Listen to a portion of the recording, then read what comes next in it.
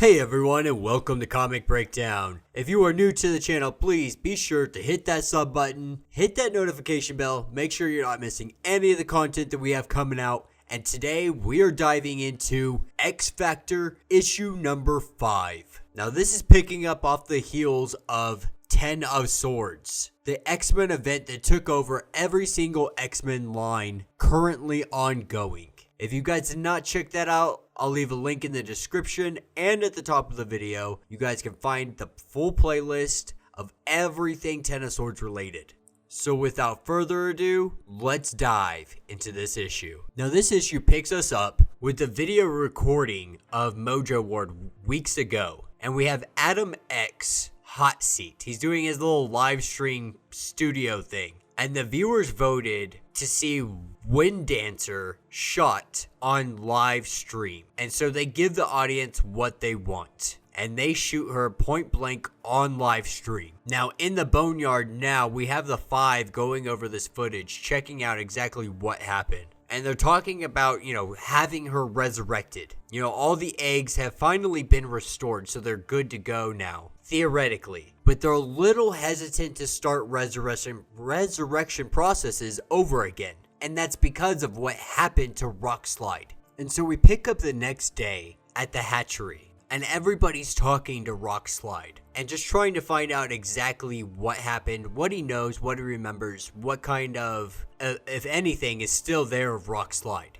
And none of their powers have been really able to help here. And so they have Rachel try to use her chrono skimming. And she's able to see a lot of his timeline, but they get shot back. And everybody rushes over to Rachel. And she tells them, his timeline, his existence is only a week long. That's all there is. So in theory, he's about a week old. But no one really knows if it's Rockslide or not. But in all essence, he's theoretically a newborn. And this is where iBoy says, "Happy birthday, we love you," and gives Rockslide a giant hug. And this is where we see Wind Dancer resurrected. And immediately she takes flight, like all others do. What's referred to as Spirit of the Nation. And everybody, gives her hugs, and really they ask, why were you doing that though? Why did you let them shoot you for entertainment? And pretty much she tells them, that was my only way of escaping. There was no other way for me to get out of there besides through death. And as everybody celebrates and has a good time, Emma Frost is really kind of off to the side sulking. Because while everybody else is cheerful and happy and grieving at the same time, she can't help but feel some sort of responsibility because she taught Rockslide. These were her teachers, people that mentored these mutants. And she feels like that she continuously fails them over and over again. Now picking up in the Boneyard, what we see over the next couple pages is really everybody just celebrating.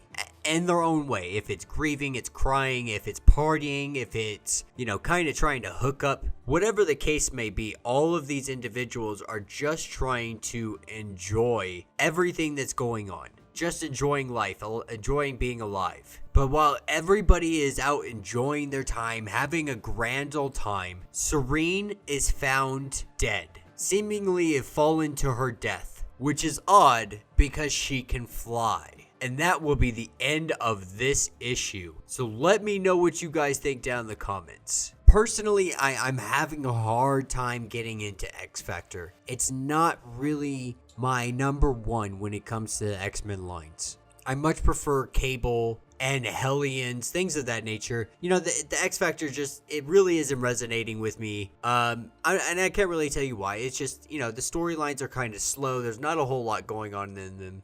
It's a lot of story building, which is awesome, but I really feel like there needs to be more in this. With that being said, I am very excited to see what happens with Rockslide, because there's 2 different unique things going on right now. In the Hellions issue, we have Wild Child and Nanny, who are reborn after their death on the other side, but they're not like Rockslide. They're almost enhanced in a way. And so I'm really excited to see what happens with Rockslide and if he's going to become more powerful than he already was. So it's going to be really interesting to see which direction they take it in. But yeah, if you guys have not yet, be sure to subscribe to the channel, like this video, and until the next issue,